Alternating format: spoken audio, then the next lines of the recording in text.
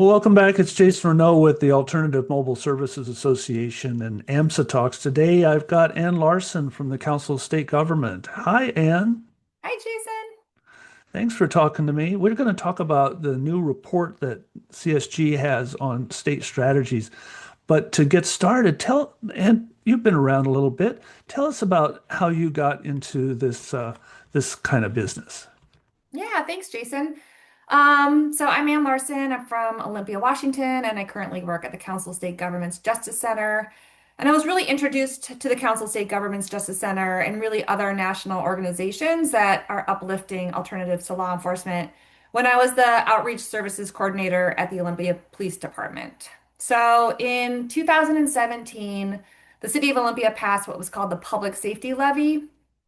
And this public safety levy carved out funds for alternative response, supporting our community court, neighborhood policing, and community policing. And I was lucky enough to be working in a space where I had a lot of contact with OPD.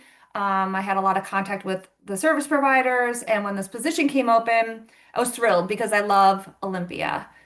One thing about Olympia that a lot of people maybe know, because I've said it a few times now, is when I started at the Olympia Police Department, our chief, Ronnie Roberts, had come from Eugene, Oregon. So I know a lot of folks are familiar with the CAHOOTS program now, but back in 2017, 2018, not many folks outside of the West Coast really understood what CAHOOTS was and did. And so I was lucky enough to work for a chief that had this vision of, as he used to say, it's like, where is the white van with the hippies responding to folks that are unhoused, have substance use issues or concerns, mental health. And so I was lucky enough to work for a city that passed a public safety levy that said, yes, we support alternatives to law enforcement, to work for a chief that came from an environment that it was normalized for community responders to be working alongside law enforcement and fire and EMS. And then also because Olympia really understood that public safety requires housing and housing support. So Mm. right after our public safety levy passed, our housing fund passed. That Mm. really created strong pathways for permanent supportive housing, shelters, and all of that. So that's how I got into the business. And you were with crew and with the Olympia PD for 3 years, 4 4 years? years. So I started in 2018 and started the crisis response unit. So during that initial time, I was able to go down to Eugene and ride along with CAHOOTS and really did see the magic of what it looked like for a community responder team to be working in community. Kicked off the crew team. I'm thrilled to say that some of the original hires are still working today on the crew team. We officially started in January of 2019, and then took our first call in April. So we did spend those like first few months of 2019 really integrating ourselves into the Olympia Police Department, into dispatch, into like every single coordinated entry meeting, like really becoming a part of the community and doing a lot of pro-social work so that when we put on our uniforms, the same folks that we were engaging with before our uniforms were on knew that, oh, like, oh, that's Anne, or oh, that's Chris, or oh, that's Abby. So we started the crisis response unit in 2018, 2019. And then alongside of that, in 2018, we did recognize that we had a lot of familiar faces in our downtown core. So Olympia is a small city. If you've never been, if you imagine a much smaller version of maybe Portland or maybe Seattle, that is Olympia. We had a spike in unhoused folks in Olympia of 300% in the summer of 2018. Mm. So we had regular city parking lots that really became encampments at a rapid rate. And I remember talking to a lieutenant. We were, like, what do we do? And we had some folks that were in town that were really generating a ton of calls for service. And he said to me, one of our OPD lieutenants said to me, he's like, the only time I've really seen a lasting impact is when folks that are coming into contact with law enforcement or fire EMS on a daily basis, they need permanent supportive people. He's like, every time we try to do a handoff, it drops off. Like every time we try to connect, the connection drops. People need permanent supportive people in their lives to really like get the ID, get work the shelter list system, get connected to showers, all of those types of things. And so I partnered with Catholic Community Services and we applied for a grant program, and that was the beginning of Familiar Faces, where we partnered peers, and they're now called outreach specialists with OPD to do proactive engagement. So we knew that the folks that were coming into contact with law enforcement would come into contact with law enforcement in the future. Like, why wait for that contact? Why not go out and pro-socially engage them and really look at like how we can reduce the amount of encounters that they had with law enforcement, jails, hospitals. And that program's still going today, and one of the original folks is still working it. Congratulations. That sounds great. The permanent support of people sounds Yes, better than something bricks and mortar. definitely. People. This is a People. People need people. this is a people problem, not a housing problem. People Yeah. are tough, as Tim Black used to tell me. From Say who CAHOOTS. Tim Black was or From is. CAHOOTS, one of the original CAHOOTS people for me. Obviously, I don't think Tim was working there in 1989, but Tim was really integral in, and Robert, who I believe is still with CAHOOTS in maybe Mhm. some capacity, Yes, he uh, is. were really integral in how we developed the crisis response unit. They came up and trained with us. We were able to go down there, and so a lot of kudos goes to those folks that really opened up their doors to new and emerging programs. So let us learn from them. A lot of generosity. Tell us then now let's slip into your new role at Council for State Governments. This sounds like a big bureaucratic official operation. What is CSG?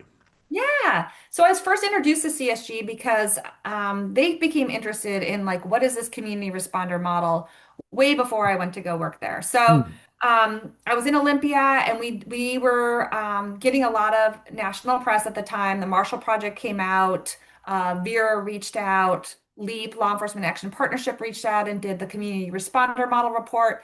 So I was able as a city employee to have conversations and access to these different national providers.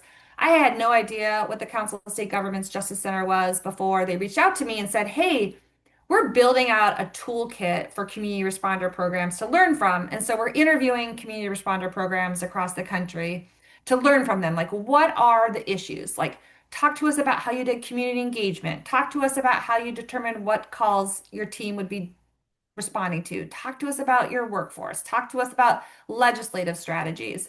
So I was really introduced to the Council of State Governments through them reaching out to me. I was able to participate in their official Taking the Call conference that they had, I believe in like 2008 or 2021, maybe.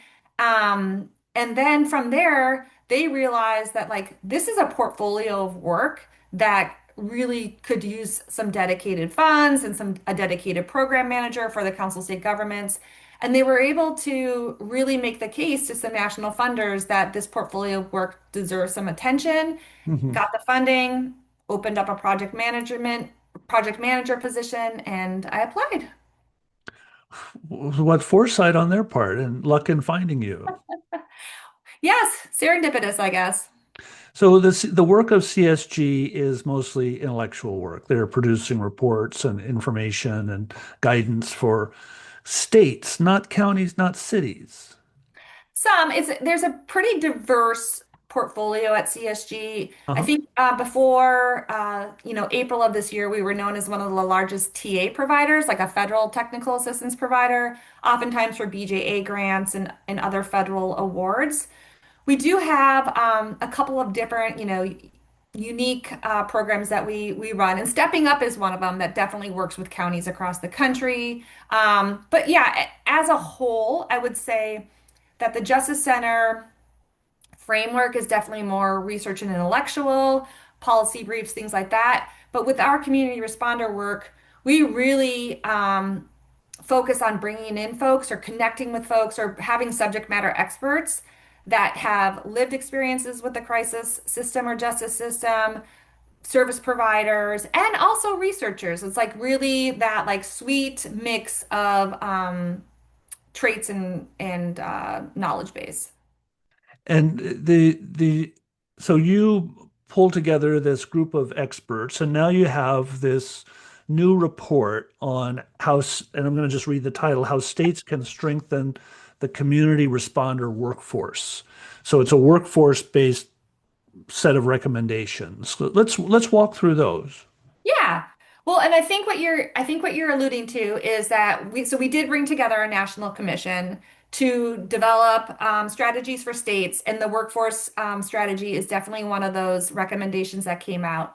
I think what Okay. the strength of the Justice Center is, and I may have answered that last question a little bit differently than you were intending, but the strength of the Justice Center really is to bring folks together from different disciplines to come together around a consensus around, for this specific commission, consensus around recommendations for states on how states can support community responder programs locally. So, we knew that we wanted this group of commissioners. There was 29 of them from across the country, red states, blue states, purple states, different positions and different lenses. We had researchers, we have law enforcement, we have advocates, we have faith-based leaders, we have health folks, we have state budget people.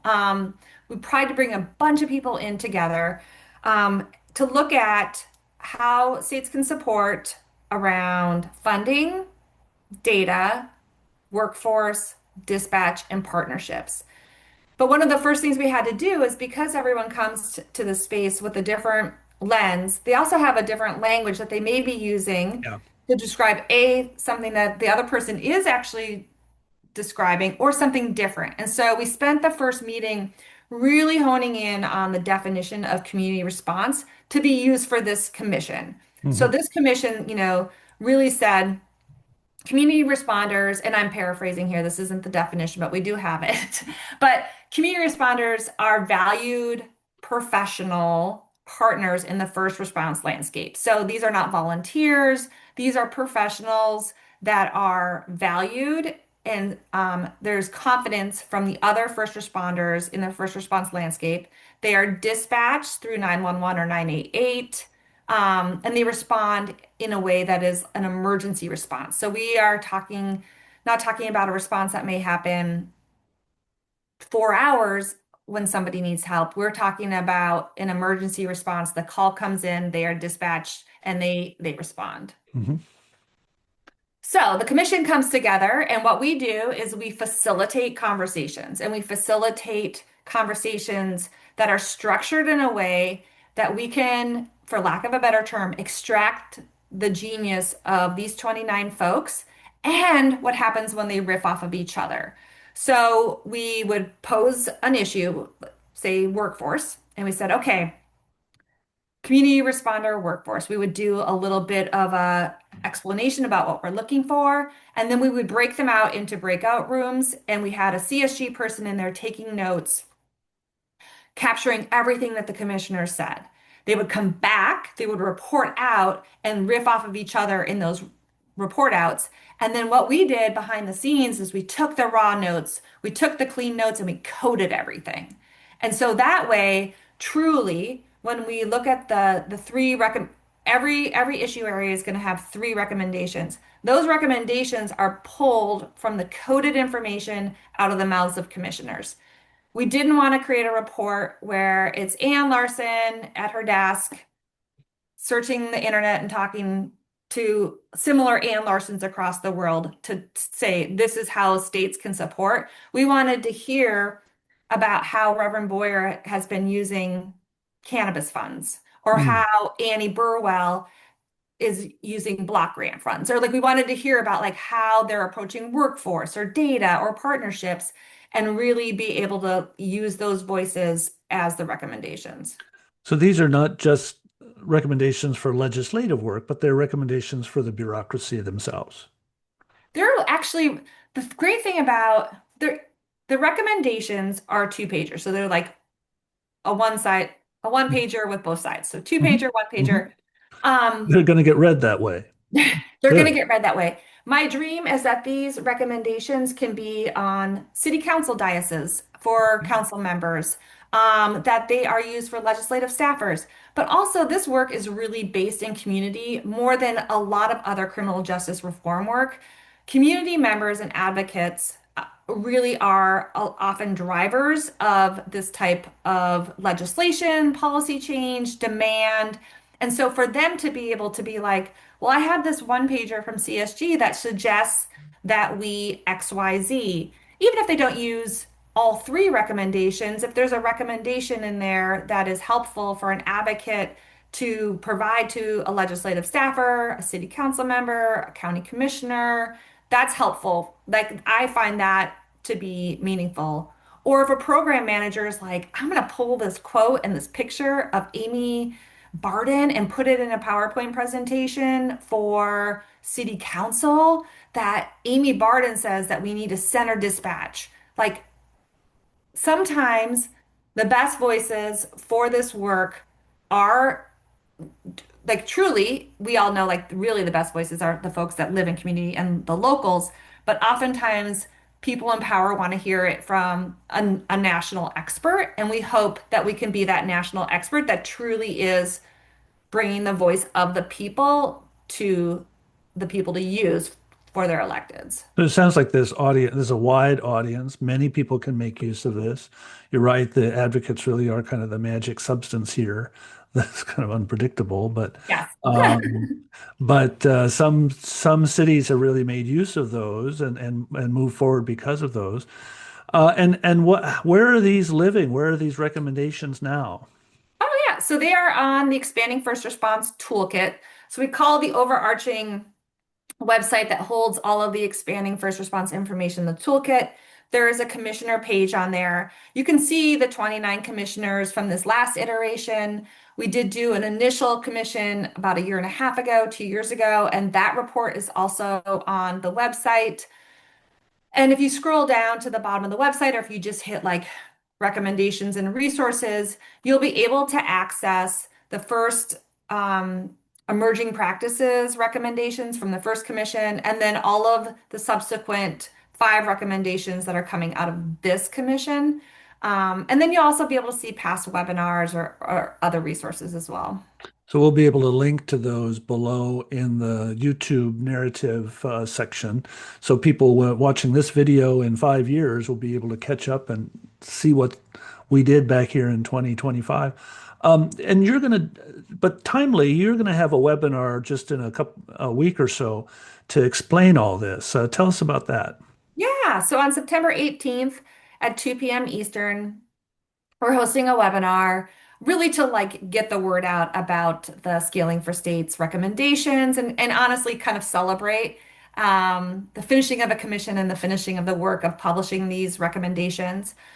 One of the things that we really focus on in our team at the Justice Center is the why in our work. I think Hmm. sometimes we get lost in the what and we lose the why. And so, really, to ground us in why this is so important and like points along a continuum of a person in crisis where intervention could have been made. We're having our keynote be Melissa McKee, who is a former Familiar Faces outreach specialist and former employee of CSG, talk a little bit about her work as a policy person built off of her experiences as a person that had interactions with the criminal justice system and crisis system. So Melissa's going to really frame us and ground us in the why. And then we're going to have a conversation with 3 commissioners, Candace Coleman from Access Living, Oh. um, yeah, Andrew Demerin from Denver 911, Mhm. and Dr. Amy Watson from Wayne State.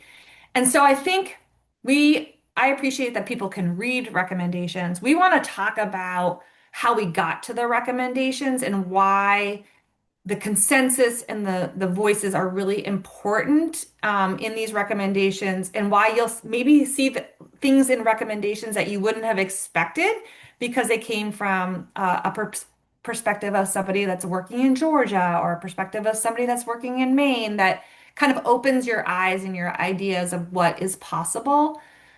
So yeah, so September 18th, Scaling for States webinar, 2 p.m. We'll be there. And great to have Melissa be the facilitator. Love Melissa. Yes, so Melissa is great, and I think what you're gonna be able the listeners are going to be able to appreciate is that this is an ecosystem. Olympia, where we live, is an ecosystem of care, and recognizing that what success often looks like for clients is different than what it looks like for the community. She's really going to be able to give a little bit of history of the programs, the ecosystem, her journey, and like how that looks like in her work today. Great. Thanks, Ann. Thanks for your work. Thanks for the work of CSG. You bet.